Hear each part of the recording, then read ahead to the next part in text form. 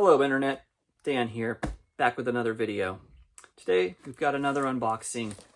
Just got this big package in the mail from another fellow YouTuber, Mr. Darrell D of Phoenix, Arizona. Probably a lot of you know Darrell D, but if not, he's an awesome guy who has an incredible collection of Richard Corbin comics. That's how I got started on his channel. He was mentioned through Comic Crack about his giant Richard Corbin collection. And so I started checking out his channel. And most of his channel is actually him showcasing a lot of his rap vinyl. He's got a huge collection of hip-hop memorabilia and, you know, tons and tons of records. You look at his videos behind him, you can see this just massive wall of crates of records. And this guy's been in the game for a long time collecting vinyl. Tons of it is signed. It's super impressive. So if any of you are interested in that, check out his channel. But if you're interested in comics, especially Richard Corbin and underground comics, he's had a lot of really great videos showcasing his incredible Richard Corbin collection, as well as lots of underground comics and hauls that he's done. He loves those dollar bins and 50-cent bins just like I do. So he finds awesome stuff. I mean, he's found a lot of comics in those dollar bins that, I mean, I've paid full price for when they were brand new on the shelf. So part of the benefits of living in a big city with a lot of really cool shops. But the reason why I got this package from Darrell is he just did a really cool, interesting video about Richard Corbin that was off the beaten path, where he actually shows some vinyl records that Richard Corbin had done the artwork for. And I knew about the first one, but the other two I had never seen before. And these aren't bands I'm necessarily interested in, you know, in the music exactly, although who knows, I haven't listened to it yet. But he showed these on his video, and then afterwards he messaged me and said, hey, I actually wasn't going to hang on to these because I'm not really interested in rock music. He's way into rap. Would you like these records? I'll send them to you for free. So he did, and that's what we've got here. There's more than just that, but let's start with those records. So the one, cool, this is awesome. Wow, so cool to see up front. I mean, I'm sure I've seen this before, but this is the famous Meatloaf Bat Out of Hell that Richard Corbin did the artwork for. It's seriously bad glare, I'm sorry about that. But really iconic, super cool. If you guys want to know more about these specific records, go watch Darrell's video. I don't have anything insightful to say about these records per se. He said some great things, so go watch his Richard Corbin video featuring these records. But Jim Steinman is the guy who wrote the Meatloaf music, and he also had this album right here. That is really cool. Super, super nice painting by Corbin. It's extremely detailed. I like that shiny guitar he's holding right there, those wings. So that's Jim Steinman, I guess. And then the last one is called Morning Star. And once again, just not your typical Corbin art, but really cool. So thank you, Darrell. These are going to be awesome. I'm extremely happy to have these. I never would have found these in my town, that's for sure. So I'd been in touch with Darrell a while back about some of his doubles. So I'm a big Richard Corbin collector, but, you know, I'm just more interested in being able to read everything Richard Corbin's done. So, for example, like having my Creepy Presents Richard Corbin hardcover is awesome because I got all the creepy and eerie Richard Corbin in one book. Darrell is actually out there to get all of the appearances in the original magazines. He's a big magazine collector. So he collects a lot of heavy metal and creepy and eerie, whereas I just have the hardcovers of the Den stuff and whatnot. So I know there's a lot I'm sure I'm missing out on in those magazines that I would love to see. And, you know, that's the benefit of being able to track down the original magazines. So he had some doubles of some of these magazines that he bought. And not all of these have Richard Corbin in them, but I think all but one do. Some of them have stickers on the magazines themselves. This one, so I don't have any heavy metals this old. This is December 1978. Super cool. Unfortunately, 4 stickers on the cover, but I don't care. I just want to read the comics. And this is great stuff. This is a great era. Here's an April 1980 heavy metal. Pretty savage cover right there. It's like it's got the Beast of Wolfton in it. Oh, this is amazing. I love this image. This is Creepy 101, the Jaws of Death special, with just some beautiful Richard Corbin coloring on that incredible cover with the sharks. I would love to one day have a massive collection of just comics that feature sharks on the cover. Anytime I see a comic with a shark on the cover, you know I'm going to get it, or at least I'm going to give it a strong consideration. This is the one that doesn't feature Corbin. This is another heavy metal, May 94. It's water damaged, whatever. I like this era of heavy metal quite a bit. So who knows what will pop up in this. Very cool. March 1979 heavy metal.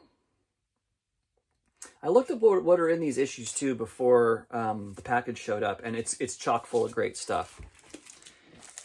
Here's a more modern heavy metal, number 294.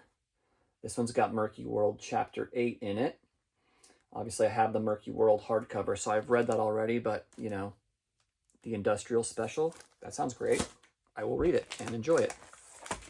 Here we've got Creepy number 43, and the Golden Sun Disc of the Incas inside cover only. So this might be something where Corbin maybe only did the inside cover. There might not be an actual Corbin story in there, so that's probably not in my Creepy hardcover. Plus, you can't go wrong. 1972 Creepy. It's going to be great. And here's probably the most amazing one from the magazines.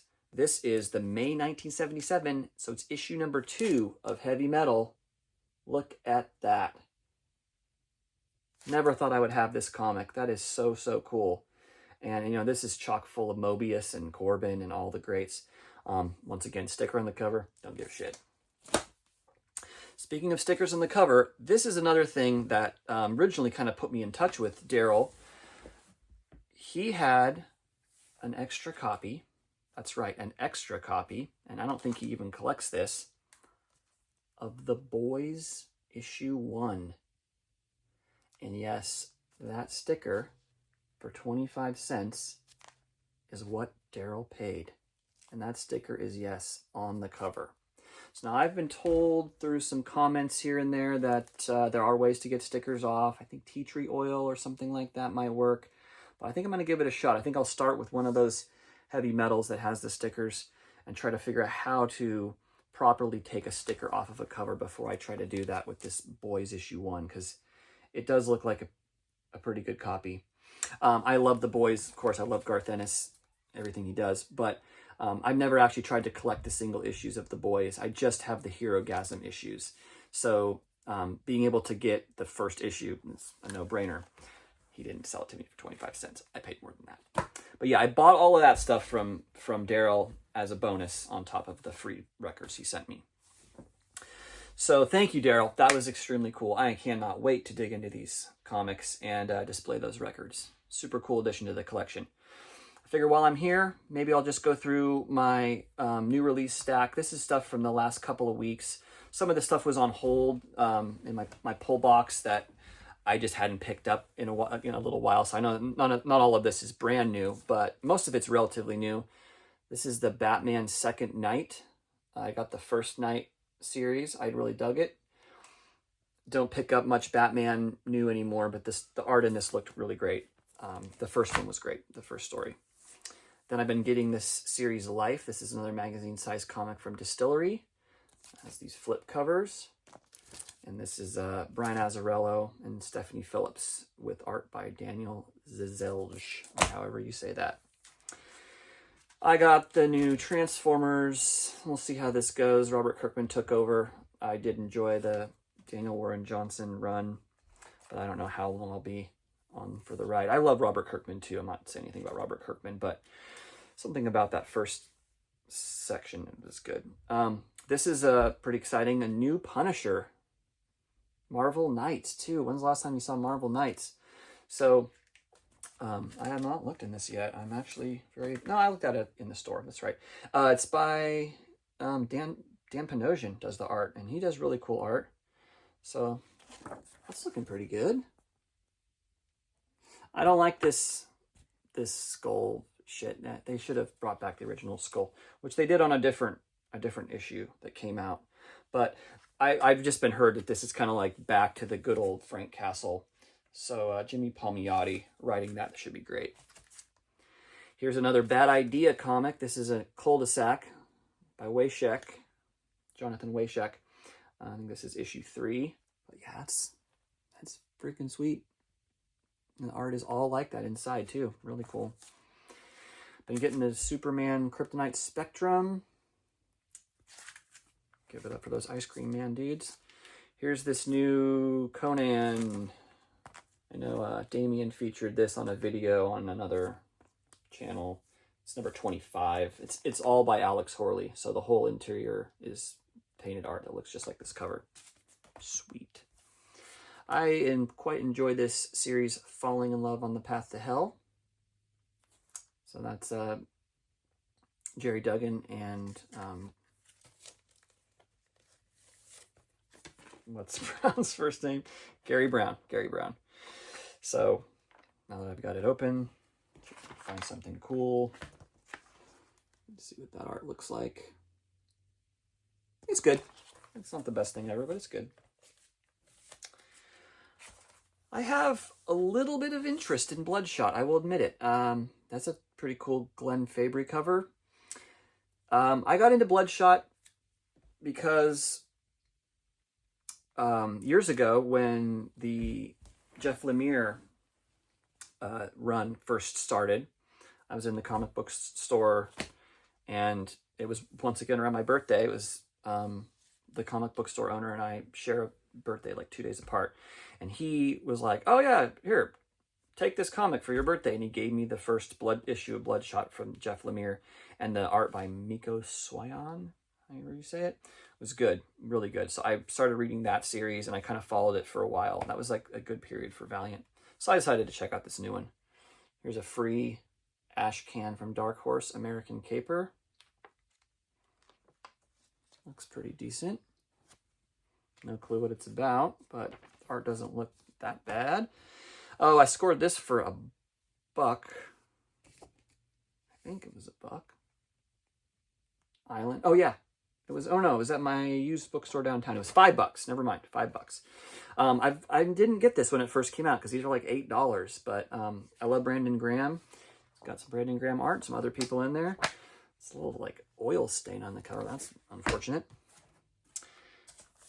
All right, we've got Hello Darkness number 15. This is one of the few anthology series going right now that I think is actually pretty darn good. It's got some great stuff in it. That one's got some Francesco Francavilla. Love him. Another Bad Idea, Survive, issue number 2. That's a Eduardo Rizzo cover on that one. Another new Bad Idea by Matt Kent, Leave Now. So we'll see how these are. Are these all on newsprint like the other? Nope, that one's on the glossy paper. So this, I don't know. This looks okay. This type of stuff doesn't appeal to me too much, but the story could be good. And look, they're not charging $8 for them. That's good. Here's that other Punisher. This is a red band. Didn't know anything about that till I got this Punisher. I'm like, what does the red band mean? I guess it means it's got some blood. Aren't all comics supposed to have blood? Anyway, there's the skull that you want. That's number 2. Second issue of Good as Dead. David Lapham, Maria Lapham. So I haven't read the first one yet, but you know it's going to be good. Got the Lucky Devils number 5. I love Charles Soule and Ryan Brown teaming up. Ryan Brown has done some really great stuff. God Hates Astronauts was a great series, as well as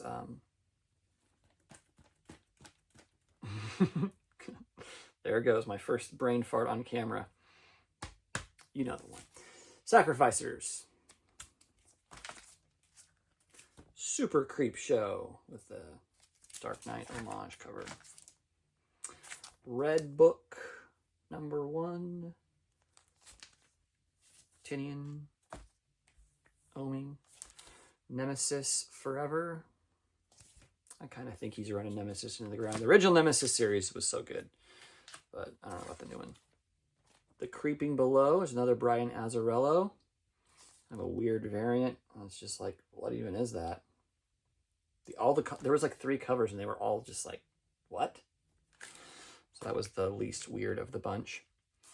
This was kind of a random pickup. I got this House of Mystery facsimile treasury.